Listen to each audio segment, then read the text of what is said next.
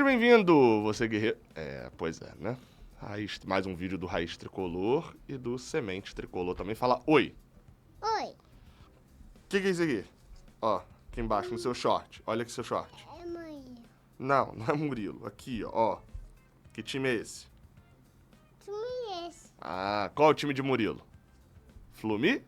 Esse. Aí, minha mãe e minha sogra estão viajando, então estamos na missão papai. Vamos lá, tá? Não esquece de deixar o like aqui embaixo, se inscrever aqui no canal. E vamos lá, Raiz Tricolor e Semente Tricolor. Cara, vamos falar um pouquinho das notícias do Fluminense que saíram no GE e que a gente vai confirmar também, né? Apesar das dificuldades, estamos trabalhando aí nesse sábado, dia 28 de dezembro. Algumas renovações, tá?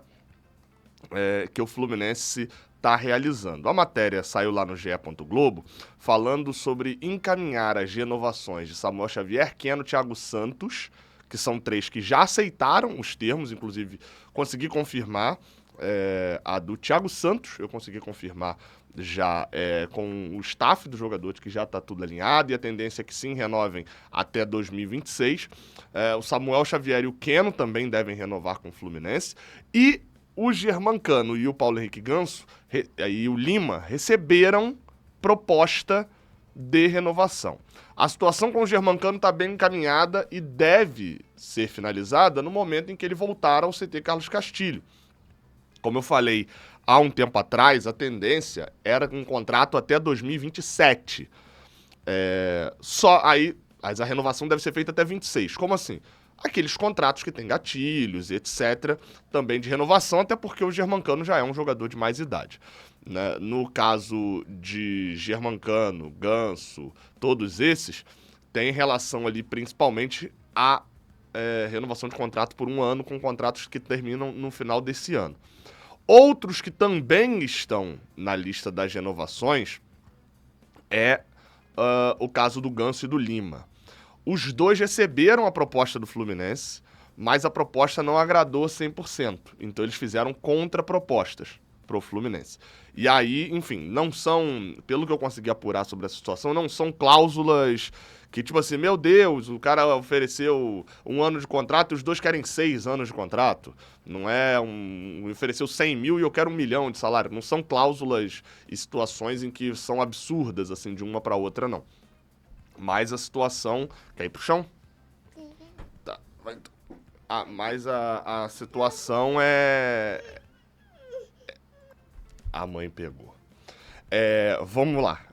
Em relação... Então não são cláusulas tão absurdas, não, né? Provavelmente deve caminhar para uma renovação. O que eu não consegui apurar é questão de tempo de contrato do Ganso e do Lima. E aí, novamente, aqui agora não é informação. É dedução e tal, enfim, só para vocês terem a noção completa. Qual que é a situação? Esses dois, analisando, são os dois que mais fazem sentido pedir mais de 1 ano de contrato. Explico por quê. O Germancano talvez também, tá? Mas não é o caso. O Lima, porque... beleza, mas já vai ter 1 ano de contrato. Só que o Lima tá numa idade boa, o Lima tá no auge, talvez, físico dele, se parar pra pensar. O Lima tem 28 anos, não é isso? 28 anos. Então, assim, o Lima talvez queira 2 anos, mais 2 anos de contrato, fechar com 3 anos de contrato agora com o Fluminense. Ter um contrato até o final de 27. Faria sentido também. O Ganso, por outro motivo, apesar de já ser um pouco mais velho, né, já tá mais perto do final da carreira do que do início, o Ganso tem 35 anos, faz total sentido do Ganso pedir mais tempo de contrato para que seja o ano de encerramento de carreira dele. E que ele encerre a carreira em 2027, fechando ali com 38 anos. E não aconteça como, por exemplo, está acontecendo com o Felipe Melo, que quer jogar mais 1 ano, mas não tem contrato, e a falta de contrato faz com que ele não tenha clube para jogar o último ano dele. Então, esses dois jogadores, novamente, não tô falando que faz sentido o Fluminense dar esse tempo de contrato, tá? Na minha opinião, até faz sentido, mas com uma cláusula no do Ganso, colocando o salário, uma condicional de salário. Eu acho que faria um pouco mais sentido. Não sei se o Ganso aceitaria, né? Mas isso é uma outra história. Tô falando do que faz sentido pro lado do Fluminense. Seria com uma condicional de salário de X jogos por ano, ele receberia um adicional salarial. Em resumo, é para que, se for o caso do Ganso ter uma lesão mais séria, ter algum problema, o Fluminense não ficar com aquela tacada só de salário de jogador camisa 10 sem estar jogando, entendeu? Acho que o Ganso é ídolo do Fluminense, ficando até encerrar a carreira, se fosse o caso mesmo nessa exposição aqui de 2027, ia terminar como Ganso do Fluminense e não como Ganso do Santos, é fato isso. Enfim, e o Lima eu acho que é um jogador que tem muito a entregar ainda pro Fluminense. Então seria um contrato sem pensar em gratidão e nada disso. Enfim, vamos ver, tentar descobrir esses termos aí dessas renovações. 2 nomes que chamam muito a atenção. Guga, que, segundo a matéria do GE, avalia a proposta que recebeu. Enfim, o Guga eu tô tentando apurar, porque as primeiras informações que eu recebi sobre o Guga, elas não são muito animadoras para quem gosta do camisa 23 no Fluminense, para quem quer que o Guga permaneça, tá? É fato, e a gente já fala isso há um bom tempo, que o Guga não tá satisfeito com o andamento da carreira dele no cenário geral. O Guga desponta com um grande lateral de seleção brasileira de base, etc., e ele passa anos no banco do Atlético Mineiro e do Fluminense. Não é o desejo dele, o tempo tá passando e, enfim, ele já teve quase para sair do Fluminense na época do Diniz, porque eles tiveram um embate direto, uma questão com o Thiago Santos que o Guga tomou as dores, enfim, o Diniz, enfim, aquele modo Diniz, né? Com o Thiago Santos isso acabou pegando muito mal e ele tava para sair pro Inter no meio do ano. E agora, na virada do ano, já com o Mano Menezes, as coisas se assentaram, mas não sei qual é a situação. Chegaram até a falar do Pedro Milães, lá do Uruguai, né, do Peñarol, como uma possível contratação do Fluminense. Eu falei, cara, pra essa contratação tá vindo, o Guga tá metendo o pé. Consegui confirmar que, de fato, não teve tentativa do Fluminense em relação ao Pedro Milães, ou pelo menos não teve negociação, né? O único que tá faltando dessa lista toda aí dos renovados, né, eu já citei aqui a situação do Manuel também, né? No caso do Manuel, tem um detalhe que o GE. Globo publicou que é interessante, que a gente não tinha trazido, porque eu trouxe aqui da renovação do Manuel, né? Mas que eu não tinha colocado aqui ainda, é que o Fluminense quer o Manuel com uma redução salarial de 35% a 40%. E aí, enfim, no caso do jogador, ele precisaria aceitar, porque no caso do Manuel, o contrato é agora. O contrato acaba daqui a 3 dias. Então o Manuel precisaria aceitar isso. O que eu penso que está acontecendo? O Manuel está avaliando o mercado para saber se vai conseguir algo onde ele tenha mais destaque e ganhe mais do que no Fluminense. Que hoje no Fluminense ele é composição de elenco, a verdade é essa. Então ainda está negociando, ainda está no aguardo. E por último, né, eu falei o Felipe Melo e o Diogo Barbosa já saíram. O outro que tem contrato até o final do ano que vem é o caso do Fábio. E aí esse, convenhamos, né, o caso do Fábio é um caso diferente porque o Fábio não vai sair do Fluminense para outro time. Então, ele tem contrato até o final de 25. Dependendo do ritmo, se ele estiver fazendo uma temporada igual a que ele está fazendo em 24, o Fluminense vai propor renovação e ele vai aceitar a renovação. E a única coisa que eu acharia importante é que essa renovação acontecesse cedo, pensando num goleiro. Porque já que o Lucas Arcanjo não vem, a gente vai falar disso já já, a situação é um pouco chata, porque o Fábio precisa passar esse bastão para o novo goleiro. Seria muito ruim para o Fluminense se o Fábio se aposentar e o Fluminense contratar um novo goleiro para o ano que vem. Por exemplo, digamos, o Fábio se aposenta agora em 24 e o Fluminense vai agora no mercado contratar um goleiro para 25. Porque você não tem uma transição, você vai virar meio que... Óbvio que o Fábio não tá nem perto do que é o Rogério Ceni no São Paulo em relação ao Fluminense. Mas vai virar meio que aquele substituto do Rogério Ceni no São Paulo, que ninguém era... Toda falha iam falar que o Fábio não fazia igual e etc. Então precisa ter um tempo de transição. Então eu acho que o Fábio vai acabar ficando pra 26, mas talvez com menos importância. O problema do Fábio é que ele é bizarro, pô. A gente já tá falando aqui há um tempão que é o último ano do Fábio e ele agarra melhor ainda. O 23 do Fábio é melhor que o 22, o 24 é melhor que o 23.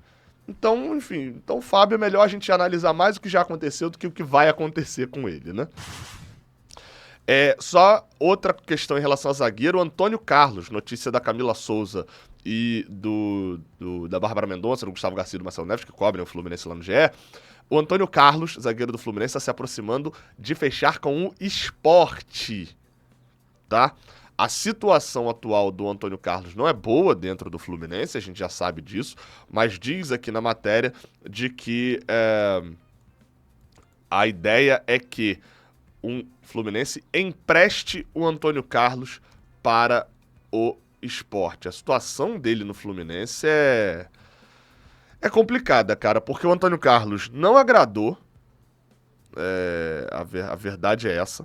O Fluminense ficou, e aí é onde a gente vem e vale as críticas ao scout, né? O Fluminense ficou, vocês vão lembrar, vem comigo aqui na história do Antônio Carlos. O Fluminense ficou um ano inteiro, mais de um ano, né? Porque na virada de 22 para 23, o Fluminense queria contratar o Antônio Carlos. Vocês lembram disso? O Fluminense queria contratar o Antônio Carlos.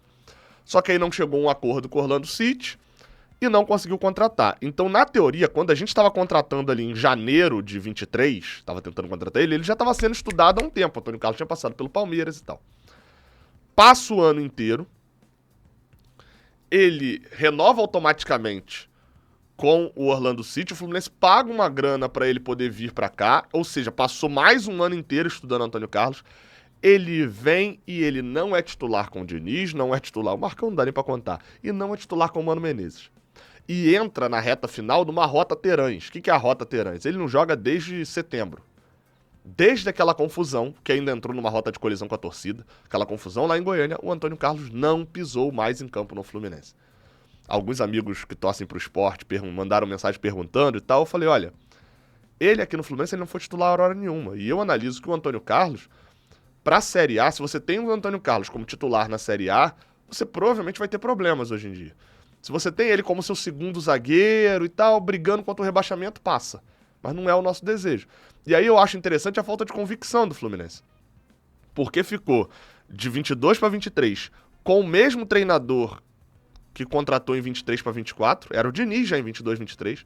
Ou seja, passaram mais de um ano com o nome do jogador na pauta, contrataram com o mesmo treinador, esse treinador não colocou ele para jogar direito, esse treinador sai, vem outro treinador que não coloca direito também. Então, que convicção que se tem nas contratações do Fluminense? Que confiança dá para ter no scout do Fluminense e que confiança dá para ter em quem comanda o scout? Eu não tô falando aqui do Ricardo Corrêa, tô falando do Mário Bittencourt, que é o presidente do Fluminense. Do Paulo Angione, que é o diretor de executivo de futebol. Que confiança que dá pra ter quando a contratação vem como essa, em que se passa mais de um ano. Que confiança que dá pra ter na avaliação da galera do Fluminense em zagueiros. Porque o David Duarte era desejo do Fluminense. Passou mais de um ano com o Fluminense esperando ele sair do Goiás em 2022 pra ele chegar e não ser utilizado direito pelo Fluminense. Ninguém gostar da utilização dele.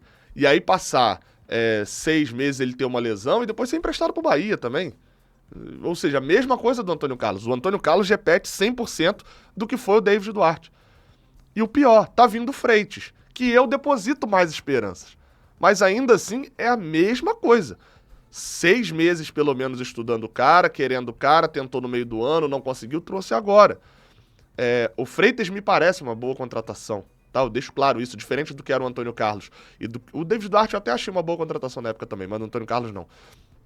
O Freitas me parece uma boa contratação. Só que qual é a segurança que eu tenho de cravar isso aqui pra você e diante de uma crítica eu virar e falar, não, eu garanto que com esse histórico recente. Enfim, Antônio Carlos deve ir pro esporte, já vai tarde também, porque a quantidade de merda que falou lá em Goiânia, a merda que ele fez em Goiânia com aquela torcida que tava lá, a galera que saiu de Brasília, que veio do interior de Goiás, num sol do cacete, pra ver o time numa atuação pavorosa, perder pro lanterna do campeonato depois de fazer uma atuação ridícula contra o Atlético Mineiro, e ele querer responder xingando de volta a torcida, isso não merece vestir a camisa do Fluminense, não. Já não mereceria se fosse um Messi. Ainda mais sendo o Antônio Carlos, né? Lucas Arcanjo não vem mais pro Fluminense. Informações de um jornalista baiano chamado Pedro Santos Sé é de que o Fluminense não terá mais o goleiro do Vitória. A proposta do Fluminense foi recusada e a possibilidade de troca que o Fluminense também propôs também foi recusada. E hoje a situação é de que o Lucas Arcanjo fica no Vitória e o objetivo deles lá é dar um aumento salarial para ele, até porque o Lucas Arcanjo queria vir para o Fluminense. O Fluminense vai ter que agora achar um outro goleiro no mercado. Existem alguns nomes, como o de Rafael Cabral, né, que saiu do Grêmio agora, estava emprestado pelo Cruzeiro. Não me anima em nada, possivelmente recebe um salário bem considerável e acha um goleiro mediano para baixo. Já tem a questão dele ter jogado no Cruzeiro e a gente sabe que a palavra do Fábio no Fluminense influencia muito na questão de goleiros. O Vitor Eudes é um pedido, inclusive uma questão do Fábio. Então não sei qual é a visão do Fábio sobre Rafael Cabral, mas é um outro que está disponível no mercado. O Gabriel Vasconcelos, que está indo pro Vitória, inclusive que talvez essa negociação do Lucas Arcanjo tenha travado a ida do Gabriel Vasconcelos, ex-Coritiba, ex-Juventude. Ele já é um pouco mais velho, né? O Gabriel Vasconcelos tem 34 anos, deixa eu conferir aqui agora. Vasconcelos, 34 anos, 32 anos. Ele já é um pouco mais velho, né, do que era o padrão do Lucas Arcanjo. Fez uma ótima temporada pelo Juventude. O histórico não é de ótimo e tal, não sei o quê, mas, enfim, tem ali essa diferença. É um nome que me agrada mais, bem verdade, mas tá fechando com o Vitória. O Vitória tá pagando R$1 milhão na contratação dele e um salário 300, 400 mil, mas o mercado tá uma doideira, né? O Tassiano tá valendo mais de R$30 milhões, enfim, tá uma maluquice, gente, o que tá o mercado. Eu tô falando isso aqui constantemente. Então o Fluminense vai ter que achar um novo goleiro. Sobre a situação do Lucas Arcanjo e do Vitória, eu acho que vale só fazer um parêntese aqui, porque eu consumo muito conteúdo deles lá, né? De como eles estão vendo a negociação. E aí eu vi uma galera falando assim, o Fluminense tem que mandar esse presidente do Vitória, porque no final das contas o Fluminense não fecha o negócio, porque o Vitória não recebeu as garantias de que o Fluminense ia pagar. Isso é uma coisa que acontece no mercado o tempo todo, né? O Serasa garante que você vai pagar aquele crediário que você abriu. Se o Serasa não garantir, você não consegue abrir um crediário, não consegue pedir um cartão de crédito.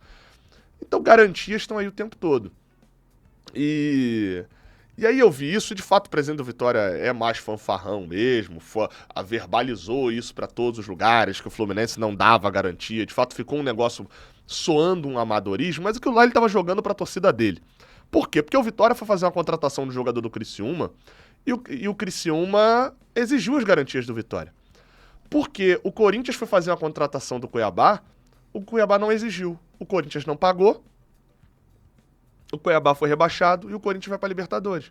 Porque tá pagando um salário altíssimo para alguns jogadores e tá devendo o Cuiabá. Então, é um novo momento no mercado brasileiro onde a galera não vai querer ficar mais de otária. E aí cabe ao Fluminense saber negociar, como fez com o Hércules, por exemplo. O Fluminense deu garantias de que vai pagar o Hércules. Talvez as garantias foram um pouco mais tranquilas com o Fortaleza do que foram com o Vitória. E ok, bola pra frente. Acho que o ponto central é só entender isso, de que o Vitória é dono do jogador, o jogador queria até vir, mas o Vitória é dono do jogador. E se o Fluminense não pagar o que o Vitória quer, o jogador não vai sair. E isso é bom pra ficar de lição pra gente. Porque a gente, na teoria, é a Europa do Vitória, nesse caso. O que eu tô querendo dizer? Quando vem alguém aqui tentar pegar o nosso jogador, a gente não abrir as pernas. Fazer como o presidente do Vitória fez. O Lucas Arcanjo seria ótimo para a carreira dele jogar no Fluminense. Ele deixou isso claro para a direção. O presidente do Vitória falou em entrevista que, realizar o sonho do jogador seria legal e tal. Show de bola, irmão. Mas não pagou e não ajudou o Vitória ali no que o Vitória quer que seja ajudado financeiramente. Não deu a contraparte do clube, não vai sair. O Fluminense fez, em parte, isso com o John Arias. Só que aonde que tá o erro da situação do John Arias? É que o presidente foi prometer pro jogador que realizaria o sonho dele. E isso não é parte do presidente, isso não é parte do clube. O presidente tem que olhar primeiro o interesse do clube. Agiu certo no meio do ano com o John Arias não saindo. Então, única e exclusivamente essa negociação não funcionou porque o Fluminense não chegou no preço que o Vitória queria. E é assim que funciona o mercado. É assim que tem que funcionar o mercado nas nossas saídas também. Tem que achar um novo goleiro agora. O Vitória que fique com o Lucas Arcanjo. Sorte pro jogador, azar pro Vitória, né? Porque vai ser o nosso concorrente na Série A, então deixo claro isso. E que a imagem do Fluminense melhore. Sabe por quê? Porque lá na Bahia, eles estavam acreditando na fake news do transferban do Lelê. O Fluminense está devendo o Lelê mesmo, o Itaboraí. Mas não tem transferban nenhum. Essa fake news foi criada lá, eles estão acreditando. O Fluminense lá tá com fama de mal pagador. A fama é mentirosa? Não. O transferban mas a fama não é. A gente tá devendo. Então, enfim, é só pra gente direcionar a culpa pro lugar certo, né? Foi meio babaca nas entrevistas e tal, fanfarrão, concordo com isso tudo. Agora, dizer que ele tinha que vender o Lucas Arcanjo, ou que tratou o Lucas Arcanjo como Neuer, bem, se ele tratou o Lucas Arcanjo como Neuer, ele que fique. A gente não pode pagar um Neuer no Lucas Arcanjo, não é? Então beleza, acabou. Negociações no mercado são assim. A verdade é, sem ressentimentos. Beleza? Tamo junto, tá? Agora eu vou cuidar da minha cria. Até a próxima. Valeu.